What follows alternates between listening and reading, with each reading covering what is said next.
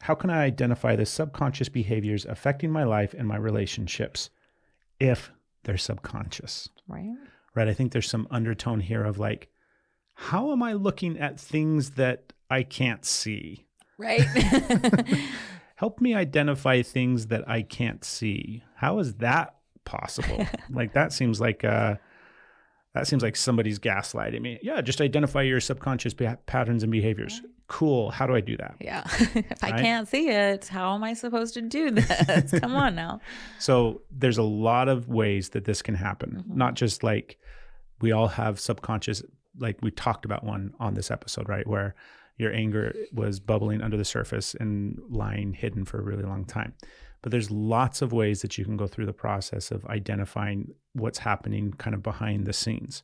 One of the ways that it manifests is oftentimes if you have some sort of subconscious process that's taking place, it will be reflected back to you. So you will project that issue out into the world in front of you because your subconscious can't like, hey, we need help with this. So you will throw it out there and then you will get that reflected back to you all the time. So you can recognize that that's the nature of how things work and bring awareness to that aspect.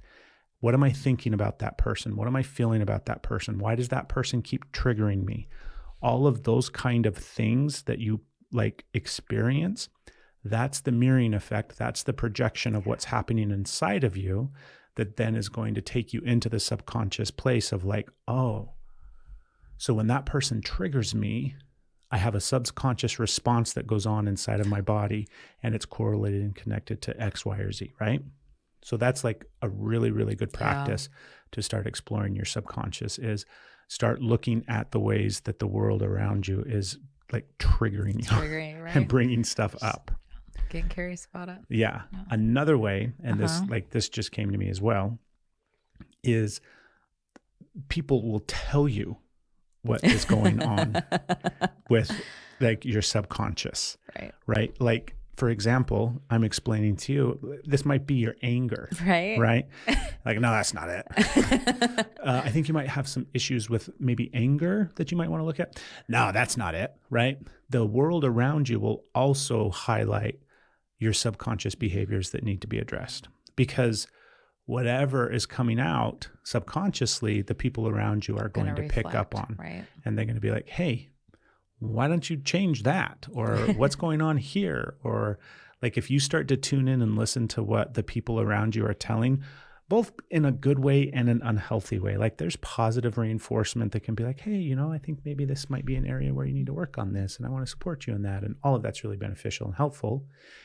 And like, get your shit together. Like, what the fuck? You know, all the unhealthy ways that we I wasn't saying that to you. No, it's okay. I was just like, I distracted over because I was thinking, I was digressing. I was thinking of the ways that you had to be, anyways. You just have to be mindful that just because it comes in an unhealthy way, it may still be bringing awareness to something that's happening under the surface. Yeah.